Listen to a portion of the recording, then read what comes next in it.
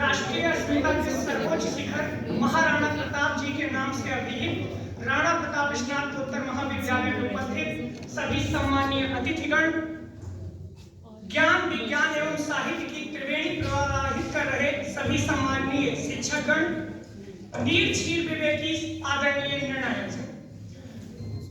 हमारे देश में कहा जाता है अध्यापक है युग निर्माता, छात्र राष्ट्र के भाग्य विधाता। परंतु वही छात्र राष्ट्र के भाग्य का निर्माण कर सकते हैं जो अनुशासित होंगे, जिनका चरित्र मजबूत होगा और जिनको नैतिक मूल्यों की समझ होगी। हम विद्यार्थियों को अनुशासन में रहना तभी सिखा सकते हैं जब उनको पारंपरिक विद्यालयों में शिक्षा प्रदान करेंगे। विद्यालयों में उनके चरित्र का निर्माण किया जाएगा और उनको नैतिक मूल्यों से जोड़ा जाएगा। शिक्षा का उद्देश्य व्यवहार में परिवर्तन और परिमार्जन ही होता है। वास्तव में ऑनलाइन शिक्षा से ये संभव नहीं है। वो कैसी शिक्षा है, वो कैसी शिक्षा है जिससे बदला व्यवहार नहीं। क्या मतलब है शिक्षा का जब उन्नत हुए विचार नहीं। ऑनलाइन शिक्षा के समर्थन में लोग कह रहे थे तमाम लोग कि इससे खर्च कम आएगा। मैं बताना चाहता हूं, जहां तक एकेडमिक शिक्षा प्रदान की जाती है, जब हम विद्यार्थियों को अलग अलग शिक्षा प्रदान कर रहे हैं, वो घर पर बैठकर वास्तव में शिक्षा प्राप्त कर रहे हैं या खेल रहे हैं, ये देखना बहुत जरूरी होता है। उसके लिए जरूरी होगा कि घर का कोई व्यक्ति या एक ट्यूटर लगाया जाए और वास्तव में इससे खर्च अधिक बढ़ जाएगा। ऑनलाइन शिक्षा प्रदान करने के लिए जिन संसाधनों की आवश्यकता होगी और उनके संरक्षण की आवश्यकता होगी, इससे भी खर्च बढ़ेगा। जब हम पारंपरिक शिक्षा ग्रहण करते हैं तब शिक्षक बराबर विद्यार्थियों के ऊपर नजर रखता है, उनका निरीक्षण करता रहता है और बीच बीच में मूल्यांकन करता रहता है।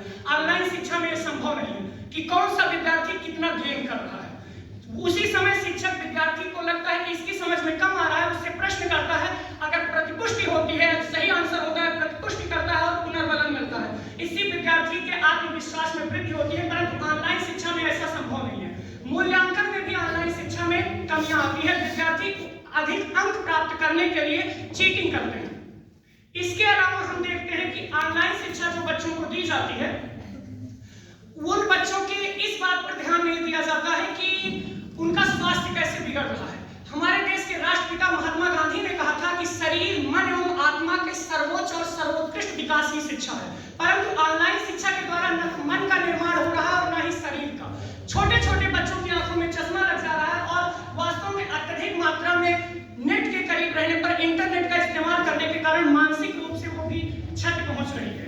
इसके अलावा जब हम पारंपरिक कक्षाओं में शिक्षा प्राप्त करते हैं तब हम वहीं पर जो हमारे मन में शंकाएं होती हैं, हम शिक्षक से अपने पूछ लेते हैं और उसके व्यक्तित्व से भी सीखते हैं। ऑनलाइन कक्षाओं में यह संभव नहीं है कि हमारे मन में कौन सी शंका आ रही है, हम वो पूछ रहे हैं या कोई दूसरा पूछ रहा है।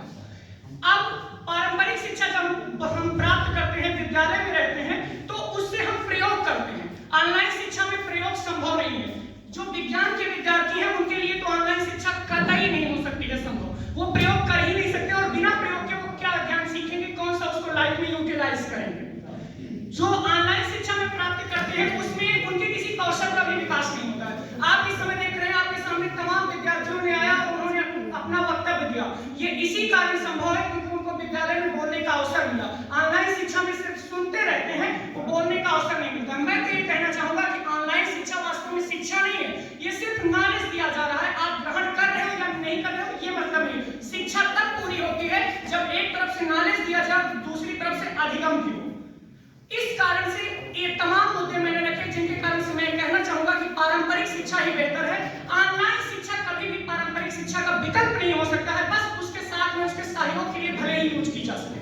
मैं अपनी 4 पंक्तियों के साथ अपनी बात समाप्त करना चाहूंगा कि जो तपा नहीं विद्यालय में, वो